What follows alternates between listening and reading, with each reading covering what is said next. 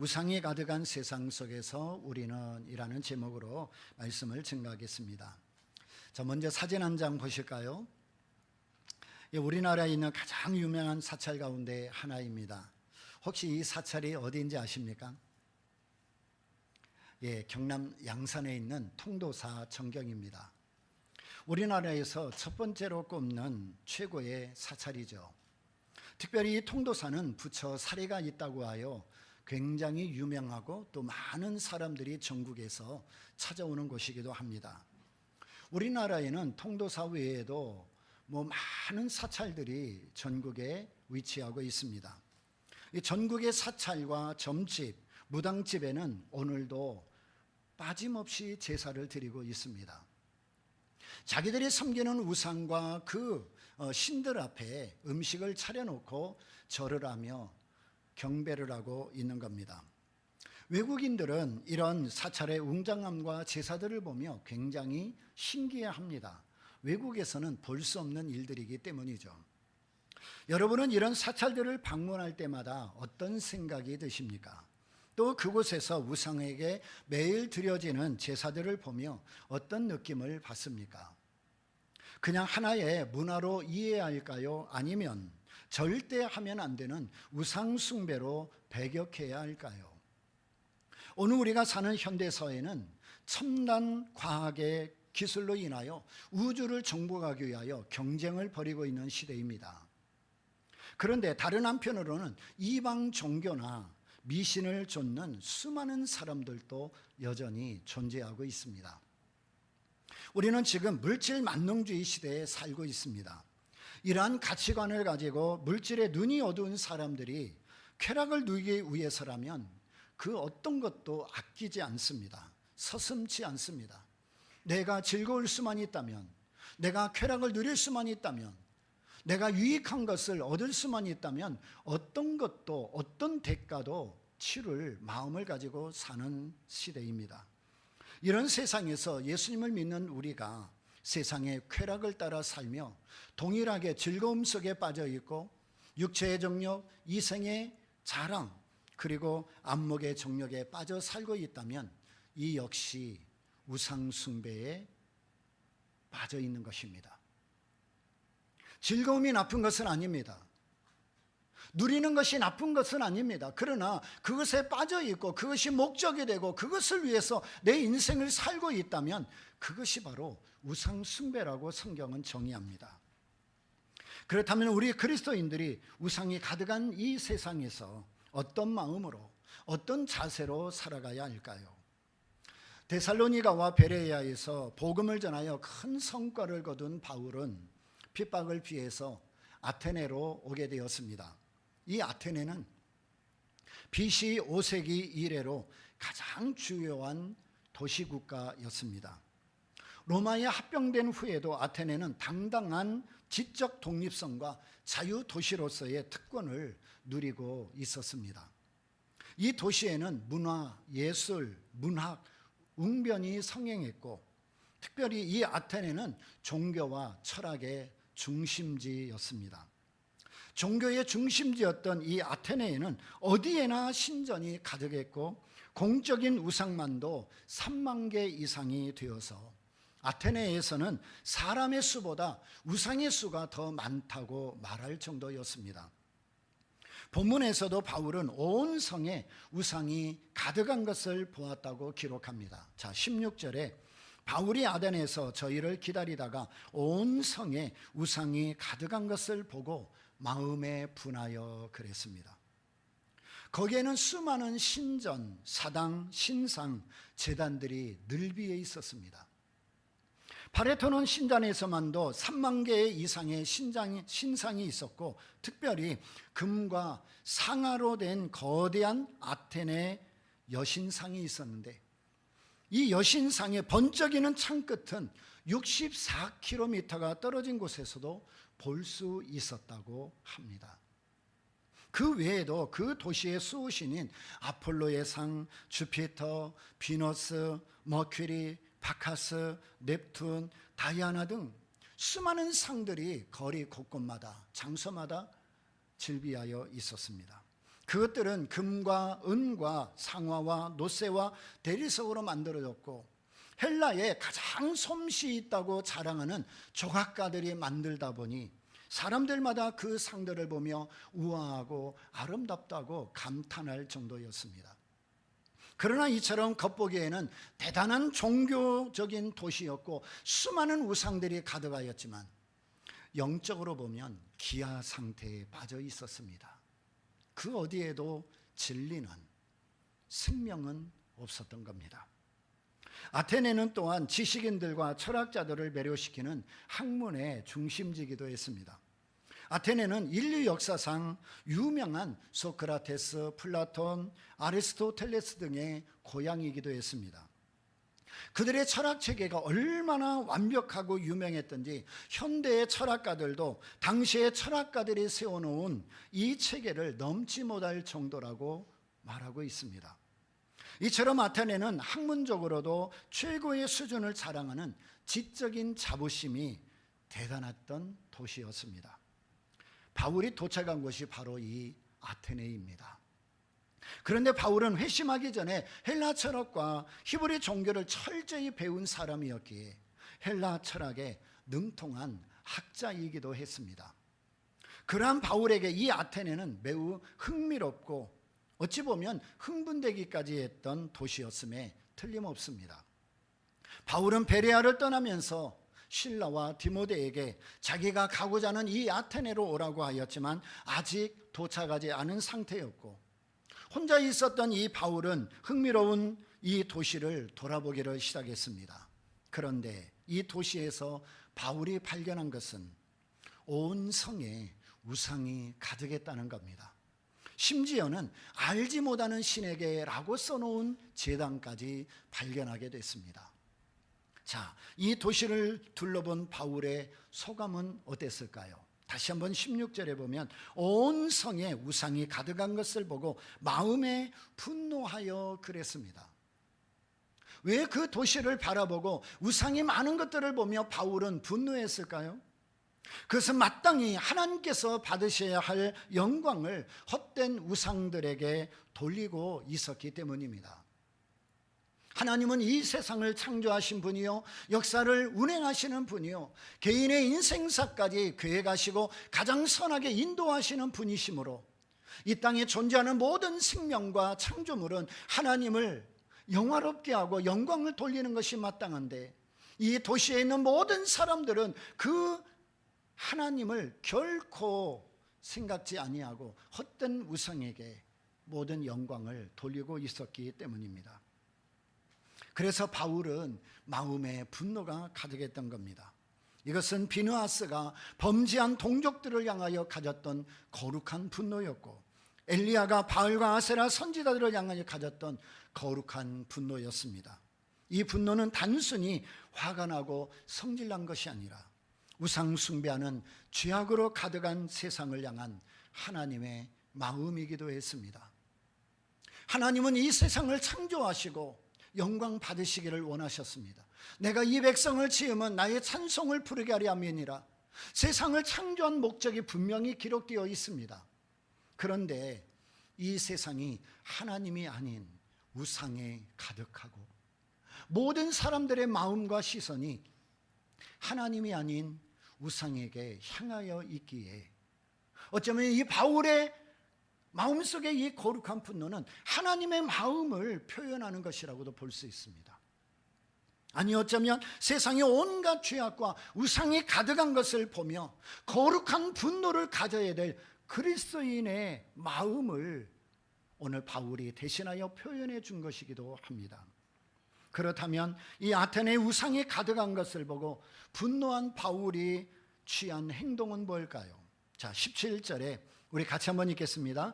회당에서는 유대인과 경건한 사람들과 또 저자에서는 날마다 만나는 사람들과 변론하니. 바울은 도시가 죄악과 우상으로 가득한 것을 보면서 하나님을 위해 거룩한 분노를 가졌고 회당과 시장과 아레오바구에서 더욱 열심으로 복음을 전했습니다. 우리는 대부분 죄악과 우상이 가득한 도시 가운데 살며 이런 일에 무관심할 때가 참 많습니다. 거리를 지나고 동네 지나가면서 점집이 있고 무당집이 있고 사찰이 있음에도 불구하고 우리는 그곳을 향하여 영적 전쟁하지 않습니다. 저 점집이, 저 무당집이, 저 사찰이 변하여 하나님의 영광을 선포하는 장소가 되도록 기도하는 것조차도 하지 않습니다. 그냥 당연히 점집이 있고 무당집이 있고 사찰이 있는 것으로 인정하며 우리는 그냥 하나의 어떤 문화로 아니면 유교나 불교나 또 다른 종교적인 행위가 있는 한 장소로 인정할 뿐 하나님의 거룩한 분노의 마음을 가지고 그들을 향하여 기도하며 대적하지는 않습니다. 어쩌면 이것이 오늘 우리 이 시대에 예수를 믿는 우리의 영적 상태이고 수준일 수도 있습니다. 너희는 너희 방식대로 살고 나는 나의 방식대로 살 거다. 너희는 그렇게 살다가 지옥 가고 나는 예수 믿고 천국 갈 거야. 혹시 이런 마음으로 그냥 우리가 신앙생활하고 있지는 않습니까? 오늘부터라도 여러분이 집을 갈 때 여러분이 가고 있는 그 중간에 점집이 있든 무당집이 있든 사찰이 있든 또 다른 종교가 우상을 섬기고 있는 장소가 보인다면 잠시라도 멈춰서 그 장소가 변하여 거룩한 장소가 되기를, 우상을 섬기는 저 사람들의 눈이 열려서 하나님 만나기를, 그리고 지옥으로 향하고 있는 저 영혼들이 예수 믿고 구원받아 천국 가기를, 여러분 기도하는 것이 마땅히 우리가 해야 할 그리스도인의 태도가 아닐까요? 하지만 바울은 죄악과 우상이 가득한 도시를 보면서 거룩한 분노를 가졌습니다. 그리고 그 한복판에 들어가서 복음을 전하기를 시작했습니다. 왜요? 복음은 멸망받는 자들에게는 미련한 것이지만 구원받는 우리에게는 하나님의 지혜요 능력이기 때문입니다. 하나님은 이미 우리에게 이 지혜를 주셨고 이 능력을 주셨습니다. 우리가 어디를 가든지 누구를 만나든지 기죽지 말고 의기소침해지면 안 되는 것이 이미 우리에게는 하나님의 지혜와 능력이 주어졌기 때문입니다.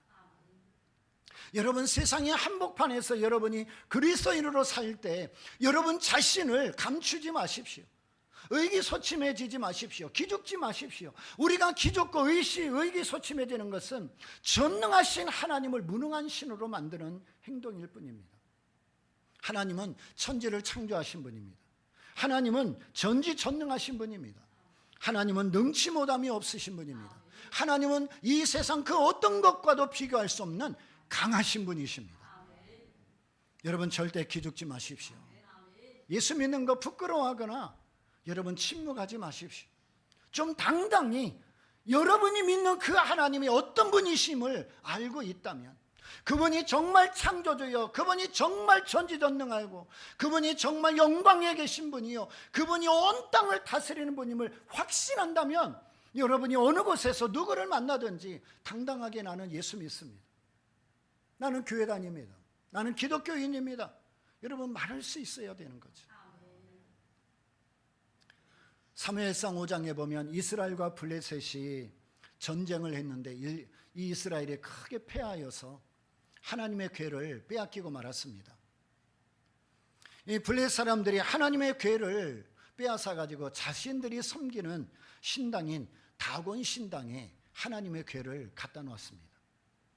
그런데 아침에 일어나 보니 다곤 신상 얼굴이 하나님의 궤 앞에서 떨어져 있는 것입니다. 목이 부러져서 하나님의 궤 앞에 구르고 있는 거예요. 이게 뭔 일이지? 그래서 다시 얼굴을 갖다가 붙여놨습니다. 그리고 그 다음 날 아침에 또 가보니까 얼굴은 땅에 떨어져 굴르고 있었고 머리와 두 손목은 끊어져 문지방에 있었고 다곤 씨는 몸뚱이만 남아 있었습니다. 여러분 블레셋이 최고의 신으로 여기고 있는 이 다곤 신상이 하나님의 궤 앞에서 어떻게 됐습니까? 다 부서지고 말았습니다. 끊어지고 말았습니다. 여러분 하나님은 어떤 분이십니까? 하나님은 살아계신 분입니다. 하나님은 전능하신 분입니다. 하나님은 이 세상의 어떤 신과도 비교할 수 없는 참되신 하나님이신 겁니다. 세상의 모든 우상은 모두 거짓된 것입니다. 아무 능력이 없습니다. 우상은 자신이 자신을 위하여 만든 것일 뿐입니다. 살기가 힘들고 뭔가 두렵고 의지할 것이 없어서 우상을 만들어 거기에 마음을 주고 있는 것입니다. 오직 하나님만이 참 신이십니다. 이 세상 하늘과 땅의 그 어떤 곳에도 하나님 외에는 참 신이 없는 것입니다. 아테네에서 바울이 가장 먼저 복음을 전한 곳은 역시 유대인들이 있는 회당이었습니다. 이번에도 그는 구약 성경으로부터 시작하여 예수 그리스도를 전했습니다. 유대인들이 어떤 반응을 보였는지는 성경에 구체적으로 기록되어 있지는 않지만 유대인들이 아테네 사람들처럼 우상 숭배에 빠져 있지는 않았을 것으로 추측합니다. 그러나 아테네 유대인들이 바울의 설교를 듣고 회심한 것 같지는 않습니다. 분명히 복음을 전했고 예수 그리스도를 선포했음에도 불구하고 아테네에 있었던 유대인들 가운데 회심하고 복음을 듣고 돌아온 사람은 별로 없어 보입니다. 왜냐하면 오늘 17장 34절에 보면 예수 믿고 구원받은 사람들의 이름이 몇 명 등장하는데 거기에는 유대인의 이름이 하나도 언급되고 있지 않기 때문입니다. 어떤 사람들은 유대인들이 이미 물질이라는 우상에 빠져 있었다고 이야기합니다. 유대인들의 모습을 볼 때 어느 정도 일리가 있다고 생각해요. 왜냐하면 모든 유대인들이 다 그런 것은 아니지만 많은 경우에 그들이 돈밖에 모르는 수전노로 표현되는 것이 많기 때문이죠. 그들이 하나님을 섬기고는 있었지만 정작 그들 마음 중심에는 물질이 하나님이 되고 있었던 겁니다. 하나님이 계셔야 할 그 마음의 중심에 이미 돈이 자리 잡고 있었던 겁니다. 결국 유대인들도 돈이라는 이 우상 앞에 빠져 있었던 것으로 보입니다.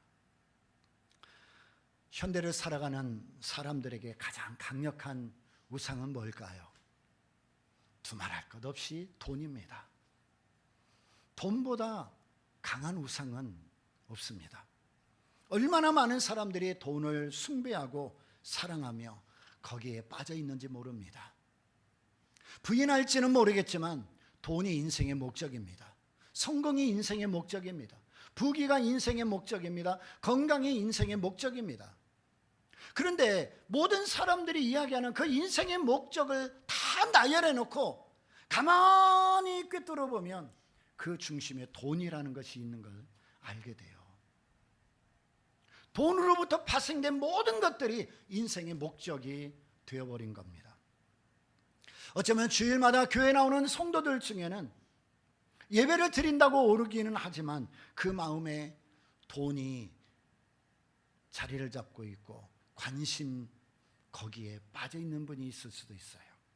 그렇다면 여러분에게 가장 큰 관심사는 뭡니까? 여러분 마음에 지금 자리 잡고 있는 중심에는 뭐가 있습니까? 여러분과 돈은 어떤 관계를 맺고 있습니까? 여러분이 돈과 상관없이 하나님을 섬기고 있습니까? 돈을 많이 벌지 못한다 해도 아니면 어쩌면 때로는 손해를 본다 해도 흔들림 없이 하나님만 섬기는 믿음을 갖고 계십니까? 가장 중요한 것은 돈이 아니라 하나님과 나의 관계라는 것을 잊으면 안 됩니다. 하나님과 나와의 관계가 깨진 상태에서 돈 벌고 성공하고 부자가 되고 잘 살고 즐거움을 누리고 쾌락을 누리고 하고 싶은 거 다 한다. 여러분 멸망길로 가고 있는 겁니다. 우리가 잘 살고 돈도 있고 풍부해지며 하나님과 올바른 관계 속에 있다면 더 말할 나위 없이 축복인 것이죠. 그러나 반대로 우리가 때로는 가난하고 몸이 아프고 연약한 중에 있더라도 하나님과의 관계가 올바로 되어 있다면 그것이 진짜 복이라고 성경은 이야기해요. 우리는 어쨌든 이 땅에 살면서 하나님이 주시는 분복으로 하나님이 기뻐하는 일을 하며 또 헌신하며 또 복을 누리면 얼마나 좋겠어요. 그런데 그런 분들이 많이 없어요. 우리 주위에 보면 사업하는 일부 사람들만이 예수도 잘 믿고 믿음도 좋고 그리고 돈도 벌고 성공도 하고. 근데 정말 극히 일부예요. 대부분의 사람들은 정말 한 달 월급으로 한 달 살기에 빠듯한 분들이고, 때로는 돈이 부족해서 은행으로부터 빌려야만 하는 그런 생활 환경을 가지고 삽니다. 그런 가운데서도 흔들림 없이 돈은 내 인생의 목적이 아닙니다. 성공은 내 인생의 목적이 아닙니다. 부자는 내 인생의 목적이 아닙니다. 세상을 즐기는 것은 내 인생의 목적이 아닙니다. 분명하게 고백하며 선을 그으며 마지막까지 믿음을 지키고 있는가? 오늘 우리에게 주는 숙제일 수도 있습니다. 하나님께서 우리에게 물질을 주지 않고 때로는 가난을 주실 때, 때로는 우리에게 건강을 주지 않고 아픔을 주실 때, 때로는 성공을 주지 않고 실패를 주실 때, 그 가운데서 하나님은 우리에게 말씀하는 게 있습니다. 그럼에도 불구하고 너의 길을 가라. 그리고 내 자리를 지켜라. 네가 가지고 있는 그 진리를 위해 살라 라고 말씀하고 계세요. 여러분, 우리가 운전을 하다 보면 때로는 길이 막혀가지고 답답할 때가 있잖아요. 그래서 내가 이 길로 가면은 빠르겠지. 그러고 핸들을 틀어서 골목으로 들어가 봤는데 어떻게 해요? 나만 안 게 아니에요. 다른 사람도 알아서 이미 거기에 질비하게 차가 서 있어서 오히려 큰 거리에 있는 것부터 더 시간이 걸리는 경우가 있어요. 어쩌면 우리 방법대로, 우리 생각대로, 우리 계획대로 하면 잘 될 것 같지만, 여러분, 하나님을 떠나서, 진리를 떠나서, 말씀을 떠나서, 은혜를 떠나서 우리가 어떤 일을 해보아도 결국 우리가 깨닫는 게 뭐예요? 하나님이 도와주지 아니하시면, 하나님이 함께하지 아니하시면, 하나님이 나와 함께하지 아니하시면 결국 결론은 뭐예요? 힘쓰고 애써도 안 되더라. 여러분의 삶이 답답할 수 있습니다. 실패한 것처럼 느껴질 수 있습니다. 왜 나만 이렇게 고난받느냐 생각할 수도 있습니다. 그러나 여러분, 도망가지 마십시오. 피하지 마십시오. 핸들 틀지 마십시오. 하나님이 여러분에게 주신 그 자리, 그 환경에 버티고 계십시오. 여러분의 자리를 버티면 하나님이 앞에서 해결하고 계십니다. 길을 내고 계십니다. 문을 열고 계십니다. 합력하여 선을 이루게 하시는 겁니다. 여러분의 자리를 지키십시오. 여러분의 믿음을 지키십시오. 그게 더 성공하고 빨리 갈 수 있는 비결입니다. 유대인의 회당에서 복음을 전했던 바울이 그 다음으로 복음을 전한 곳은 장터, 시장이었습니다. 이 장터는 단순히 물건을 팔고 사는 장소가 아니라 당시 사람들이 자유로운 삶을 적나라하게 보여주는 장소입니다. 여기서 사람들은 누구나 자유롭게 연설할 수도 있었고 자기 생각을 주장할 수도 있었던 것입니다. 바울이 광장에서 연설을 하자 많은 사람들이 흥미를 갖고 듣기를 시작했습니다. 18절에 어떤 에비구레오와 스도이고 철학자들도 바울과 쟁론할세, 혹은 이르되 이 말장이가 무슨 말을 하고자 하느냐 하고, 혹은 이르되 이방신들을 전하는 사람인가 보다 하니, 이는 바울이 예수와 또 몸의 부활 전함을 인함이러라. 오늘 조금 어려운 얘기가 나올 수 있는데, 이 도시에는 사람들에게 영향력을 끼쳤던 두 정신세계가 있었습니다. 에비구레오와 스도이고 철학자들입니다. 우리 성경에는 조금 어렵게 번역되어 있는데, 에비구레오는 에피쿠로스 철학자를 말하고 스도이고라는 스토아 철학자들을 말해요. 이 에피쿠로스 철학과 스토아 철학이 당시 아테네의 큰 기둥과 같이 사람들의 정신세계를 지배하고 있었습니다. 이 에피쿠로스 철학은 에피쿠로스라는 사람이 창시했는데 정신의 쾌락을 최고의 선으로 여겼습니다. 이 정신의 세계를 최고의 선으로 여기니까 그들 속에는 행복이라는 것이 가장 중요한 핵심입니다. 행복하게 살아야 돼. 이 정신세계를 중요시하다 보니까 육체와 물질계는 아주 천대했습니다. 그래서 인간의 선은 쾌락이고 악은 고통으로 보았습니다. 신들은 너무나 멀리 떨어져 있기 때문에 인간에게는 관심이 없고 아무 영향력을 미치지 못한다, 그렇게 생각했어요. 오늘 우리 주위에도 이 쾌락주의가 만연되어 있습니다. 삶의 높은 가치보다는 당장 즐기는 것을 최고의 가치로 여기고 사는 겁니다. 사람들은 쾌락을 위해서라면, 즐기기 위해서라면, 내가 얻을 유익을 위해서라면 어떤 대가도 기꺼이 지불할 각오를 가지고 살아가고 있는 겁니다. 쾌락을 위해서라면 돈을 얼마든지 써도 상관없습니다. 요즘 중고등부 학생들이나 청년들 일부에는 한 달 내내 고생해서 아르바이트해서 번 돈을 한 번의 쾌락을 위해서, 한 번의 즐거움을 위해서 아낌없이 소비해버립니다. 제가 그런 것을 좀 이상히 여겨서 아이들한테 물어보면 요즘 애들 다 그게 정상으로 생각하고 있다는 거예요. 우리 어른들은 한 푼이라도 절약하고 한 푼이라도 아껴갖고 어떻게 해요? 미래를 준비하려고 하지만 요즘 아이들은 어떻게 해요? 그거 조금 모아가지고 뭐 집을 삽니까? 인생이 바뀝니까? 치킨 한 마리 안 먹는다고 집 사요? 그러니까 치킨 먹을 수 있는 거예요. 우리는 치킨 한 마리 2만 원이요. 너무 무서워요. 너무 비싸가지고 뼈도 버리기가 아까워. 근데 요즘 젊은이들은 2만 원, 5만 원, 10만 원 아무것도 아니에요. 우리는 만 원짜리도 벌벌벌 떨지만 요즘 아이들에게는 10만 원도 아무것도 아닌 거예요. 그러니까 한 달 내내 벌어서 한 번에 쾌락과 즐거움을 위해 쓰는 거, 그거는 당연한 가치. 쾌락을 위해서라면 유괴도 강도도 살인도 서슴지 않습니다.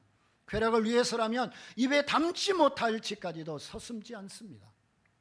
쾌락이라는 우상에 빠져 있다 보니 이게 얼마나 무섭고 위험한 건가를 분별하지 못하기 때문입니다. 쾌락의 지금은 만족을 주는 것 같지만 그 결과는 참혹한 대가를 치르고 결국은 회복 불가능한 인생을 만들어 냅니다. 쾌락은 오래 지속되지 않습니다. 쾌락은 허무와 절망만 남습니다. 우리는 잠시 즐기는 쾌락을 위해 사는 사람이 아니라 하나님께로부터 오는 진정한 기쁨과 즐거움을 가지고 살아가는 사람이 되어야 하는 겁니다. 잠시 잠깐 웃고 잠시 잠깐 기쁨을 누리는 쾌락이 아니라 하나님이 주시는 오래도록 지속되는, 아니 영원토록 지속되는 그 기쁨과 즐거움을 가지고 살아가야 하는 것이 우리가 되어야 합니다. 그런가 하면 스토아 철학은 제논이라는 사람이 시작을 하였는데 이들의 특징은 범신론적인 신관을 갖고 있습니다. 이 범신론이라는 것은 신들이 어디에나 있고 모든 것에 속해 있지만 그러나 비인격적이며 인생사에는 어떤 관심도 없다 하는 생각입니다. 이들도 육체와 물질적인 것들은 아주 경시했어요. 인생은 선과 악으로 가득하고 나쁜 일은 피할 수 없기 때문에 견뎌야 한다고 생각합니다. 신성을 부정하진 않았지만 세상과 인간의 내면에 들어있다고 믿었습니다. 근데 이 두 철학을 추종하는 자들이 바울을 아덴의 뒷산 언덕에 있는 아레오바고라는 곳으로 데리고 갔습니다. 아레오바고는 전쟁의 신 아레스의 언덕이라는 뜻입니다.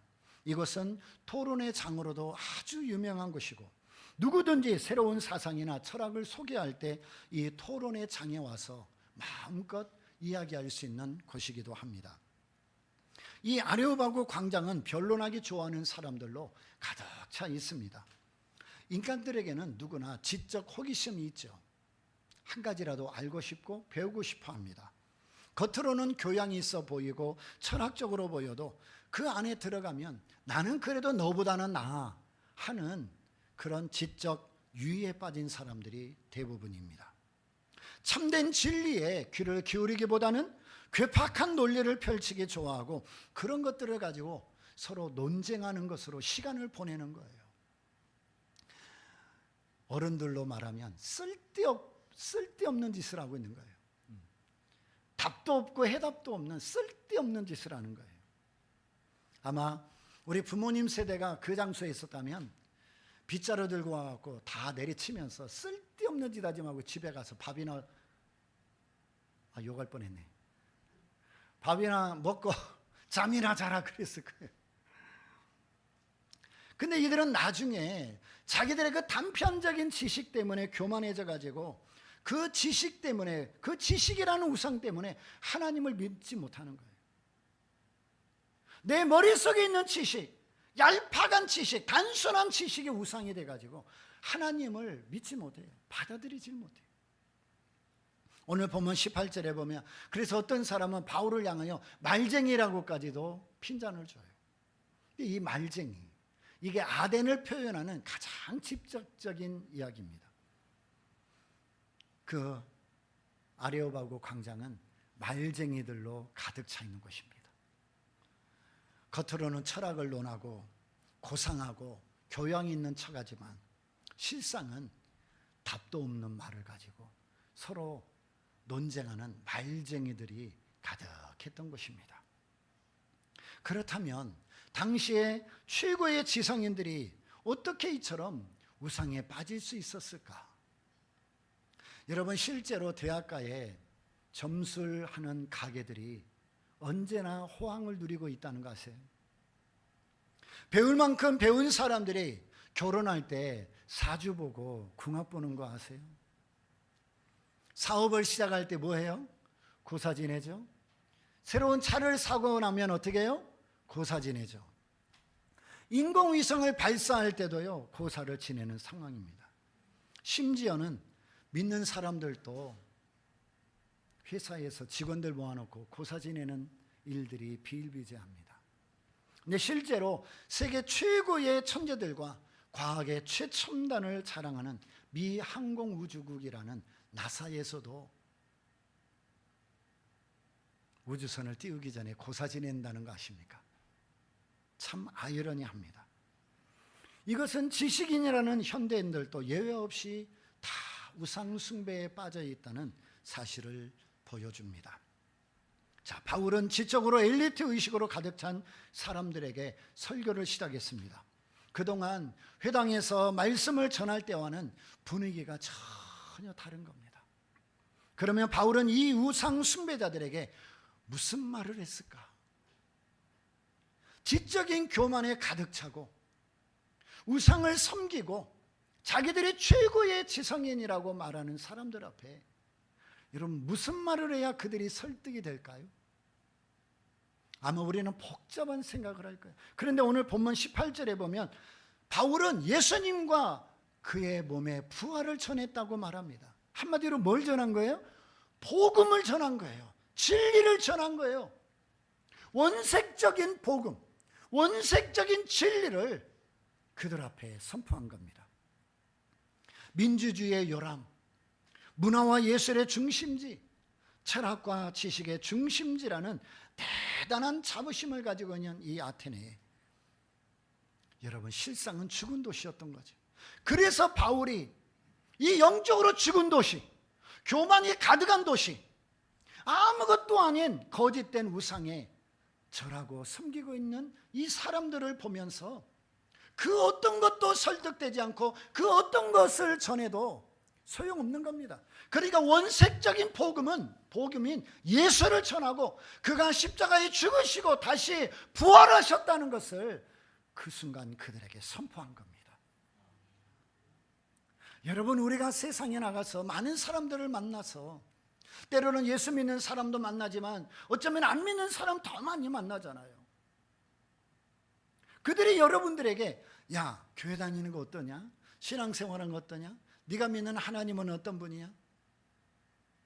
질문을 받았을 때 여러분 어떤 말로 그들을 설득하고 그들에게 대답하겠습니까? 예수 믿으면 축복을 받아. 예수 믿으면 병 나. 예수 믿으면 성공해. 예수 믿으면 형통해져. 여러분, 그런 말을 우리가 만약에 했다면 그 사람들은 100% 그럴 겁니다. 나 그러면 교회 안 간다. 나 그럼 예수 안 믿는다. 왜? 교회 안 다녀도 예수 안 믿어도 얼마든지 성공하고 부자하고 돈 벌고 형통하고 잘 되는 일들이 세상에 비일비재하잖아요. 그럼 우리가 그들에게 해줘야 할 말이 뭐예요? 그들이 전혀 세상에서는 들을 수 없는 복음을 전해야죠. 예수를 전해야죠. 진리를 전해야죠. 영원한 것을 전해야죠. 세상은 지금도 우리에게 그거를 듣고 싶어 합니다. 우리가 믿는 하나님이 진짜 어떤 분인지, 네가 교회를 가는 이유가 진짜 뭔지, 네가 매주일 듣고 있는 그 설교의 핵심은 진짜 뭔지 세상은 지금 우리에게 듣고 싶어하는 겁니다. 사람의 말은, 사람의 지식은, 사람의 철학은 사람을 변화시키지 못해요. 그러나 복음은, 그러나 예수는, 그러나 부활은, 그러나 진리는 사람을 변화시킵니다. 돈이 우상인 사람들은 언제나 더 많은 것을 소유하고 싶어 합니다. 그러나 예수님을 믿는 사람들은 하나님께서 나에게 그 돈을 왜 맡겨주셨는지를 생각하며 살아야 합니다. 하나님이 여러분에게 건강을 주셨습니까? 왜 건강을 주셨는지를 생각하십시오. 여러분에게 다른 사람보다 조금이라도 더 물질을 주십니까? 그러면 왜 주셨는지를 생각하십시오. 여러분이 다른 사람보다 조금 더 재능이 많으십니까? 그러면 하나님이 여러분에게 왜 그 재능을 주셨는지를 생각하십시오. 여러분이 생각하고 또 생각하면 분명한 대답을 하나님이 여러분에게 주실 겁니다. 그래서 이는 돈의 노예가 되어서는 안 됩니다. 돈을 관리하는 청지기로 살아야 합니다. 그래야만 돈이라는 우상에서 벗어날 수 있습니다. 우리는 세상의 쾌락을 즐기는 자가 아니라 하나님 안에서 기쁨과 즐거움을 누리는 사람들입니다. 우리는 돈을 모으고 잘 사는 것이 목적이 아니라 하나님 안에서 보람이 있고 가치 있는 삶을 살아가는 사람들입니다.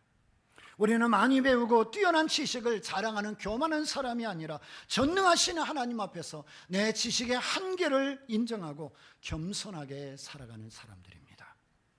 우리는 무엇을 하든지, 먹든지 마시든지 무엇을 하든지 하나님의 영광을 위해 살아야 하는 사람들입니다. 하나님의 사람들은 더 이상 미신이나 우상이나 점집이나 무당집을 찾아갈 필요 없어요. 더 이상 사람을 의지할 필요 없어요. 세상의 우상을 의지할 필요 없어요. 세상에 그 어떤 초자연적인 거 의지할 필요 없어요. 왜? 그 모든 것들을 만드시고 주관하시고 역사하시고 다스리시고 통치하시는 분이 하나님이신 겁니다.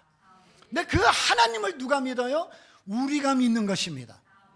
우리가 믿는 하나님은 이 세상에 속한 분이 아니라 이 세상을 다스리시고 통치하시는 전능하신 하나님이에요. 그 최고의 하나님을 믿고 섬기는 우리가 왜 저 하급한 우상에게, 미신에게 가서 머리를 조아리는 겁니까? 그럴 수 없는 것입니다. 절대 연말에 사주 보지 마십시오. 절대 결혼할 때 궁합 보지 마십시오. 절대 이사할 때 동서남북 따지지 마십시오. 불안하고 초조할 때 쌀 던져서 이야기하는 곳에 가지 마십시오. 아무리 여러분의 인생이 막히고 풀리지 아니한다 할지라도 보이는 형상 앞에 가서 빌지 마십시오. 그것들이 여러분의 인생의 주인이 아닙니다. 여러분의 인생은 하나님이 주관하고 계십니다. 여러분의 인생은 하나님이 계획하고 계십니다. 하나님이 여러분의 인생의 모든 걸음을 인도해 가고 계십니다. 사랑하는 여러분, 혹시 여러분 안에 나도 모르는 사이에 우상을 섬기고 있지는 않습니까? 하나님 외에 좋아하거나 집착하는 것은 없습니까? 하나님 외에 소망을 두거나 의지하는 것은 없습니까? 물질과 쾌락과 일과 지식 다 좋은 것이고 필요한 것이에요. 그러나 그것들에 매달리고 그것들에 미치고 그것들에 빠져버리면 그게 바로 우상숭배입니다. 아무리 좋은 것이라도 여러분 적당히 하셔야지. 그거에 미치면 그게 바로 우상입니다. 이런 것들을 우상으로 섬기면 우리는 불행하고 어리석기 짝이 없는 인생이 되고 맙니다. 하나님만이 나의 주인이고 나의 왕이시고 나의 소망이시고 나의 모든 것 되십니다. 우리에게 주신 모든 것들로 인하여 감사하며 하나님이 주신 모든 것을 주를 위해 사용하고 주의 영광을 위해 쓰임받는 여러분 되기를 바랍니다. 우리가 섬길 분은 하나님뿐이십니다. 창조주 하나님께서 우리를 만물의 관리자로 다스리는 자로 부르셨음을 기억하십시오. 창세기 1장 27, 28절 말씀을 오늘 말씀의 결론으로 맺겠습니다. 우리 같이 한번 읽겠습니다. 하나님이 자기 형상 곧 하나님의 형상대로 사람을 창조하시되 남자와 여자를 창조하시고 하나님이 그들에게 복을 주시며 그들에게 이르시되 생육하고 번성하여 땅에 충만하라. 땅을 정복하라. 바다의 고기와 공중의 새와 땅에 움직이는 모든 생물을 다스리라 하시니라. 아멘. 오직 하나님만 섬기는 여러분 되기를 바랍니다. 하나님이 주신 모든 직분과 부르심과 사명에 충성하는 여러분 되기를 바랍니다. 그러면 하나님께서 이 세상 어디에서 누릴 수 없는 평안을 주시고 기쁨과 즐거움과 감사가 넘치는 인생으로 바꾸어 주실 것입니다. 기도하겠습니다. 하나님 아버지, 이 땅에는 우상이 가득합니다. 하나님을 떠난 자들이 많습니다. 우리 또한 나도 모르게 그 속에 속해 있지는 않은지요. 하나님보다 더 의지하고 더 소망하고 더 마음이 가는 것이 있다면 그것이 바로 우상숭배라고 정의했습니다. 오늘 우리의 마음을 하나님께로 향하게 하시고 우리의 시선을 하나님께로 향하게 하시고 우리의 인생의 목적을 하나님께로 두어서 하나님이 주시는 진정한 기쁨과 즐거움과 감사와 찬양이 넘치는 복된 인생이 되도록 축복해 주옵소서. 예수님의 이름으로 기도드리옵나이다. 아멘.